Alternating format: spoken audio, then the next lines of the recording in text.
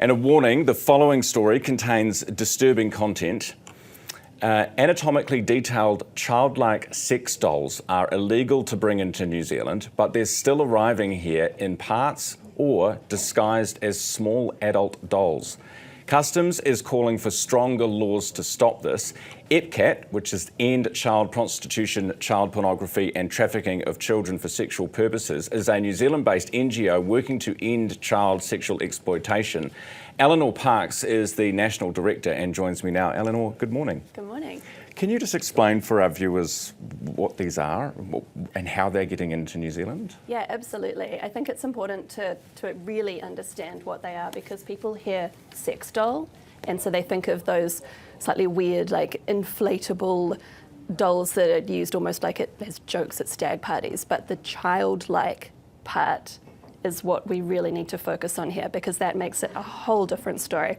We're talking about hyper realistic dolls that are created for the purpose of having sex. And so the problem with this is it can really normalize sexual interest in children, which is of course extremely dangerous.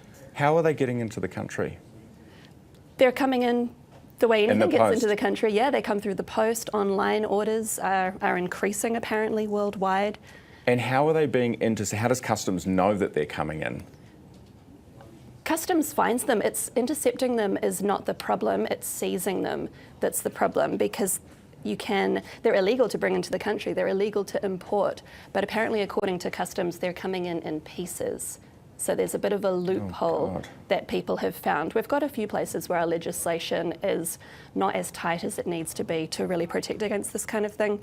So in terms of bringing them into the country, apparently they're coming in pieces. We also have some slightly vague grey parts in our legislation around possession, because in theory possession is illegal, but only if the item is classified as objectionable. Now we hear this and we think, well, of course it's objectionable. Yes, but apparently people try to argue that this particular doll is not childlike and thus not obscene or objectionable. Goodness me. Okay, so we need two parts of legislation looked at potentially to try and close up this loophole and stop them coming in parts or in whole. Certainly we could look at those two key pieces of legislation, because that's where this currently sits within New Zealand legislation, or we could do something more like what other countries have, more specific legislation around child protection that explicitly includes childlike sex dolls. So a more coordinated approach to the legislation would also be really beneficial here. Okay, interesting. Thank you so much for coming in this morning. I mean, it's not a nice topic to talk about, obviously, but this is what you do. This is what you talk about, right? Yeah, and it's good for people to know that this is what is happening, because it's part of that bigger picture of people accessing child sexual abuse imagery. And there are definitely people that think, well, maybe it's better to be accessing the imagery than to be going and seeking access to children for these purposes.